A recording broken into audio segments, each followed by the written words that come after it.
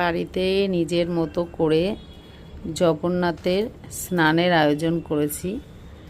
আর এই দেখো আমি সুন্দর করে জগন্নাথের কিন্তু স্নান হয়ে গেছে। এখন জগন্নাথকে উঠাতে হবে, জগন্নাথের নাহলে ঠান্ডা লেগে যাবে, এত স্নান করিয়েছি জগন্নাথকে।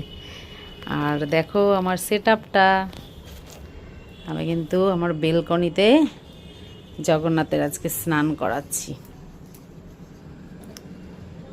এখানটা বেশ গাছপালা রয়েছে তো দেখতে ভালো লাগছে, যার জন্য আমি এখানটাই করলাম। কেমন লাগছে তোমরা অবশ্যই বলো। আমার কাছে তো বেশ ভালোই লাগছে, কেননা যেখানে গাছ আছে, যেখানে সবুজ আছে, সেখানে কিন্তু আর কিছু প্রয়োজন হয় না। আমার মনে হয় সবুজের মধ্যে সব কিছু সুন্দর, সবুজ মানেই সুন্দর। আর সবুজের মধ্যে এই যে ফুলগুলো, এগুলো তো আরও সুন্দর। আর তারপরে যেখানে আছে জগন্নাথ, বলরাম, সুভদ্রা, সেখানে আর কি লাগে। টোটাল মিলে সব কিছুই বেশ ভালো লাগছে।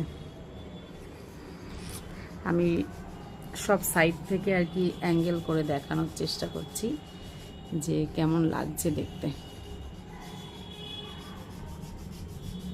জগন্নাথের স্নান কিন্তু অলমোস্ট হয়ে গেছে। জগন্নাথ এখন খুব হাসি দিচ্ছে, কেননা স্নান করতে খুব ভালোবাসে, স্নান করে উঠতে চায় না।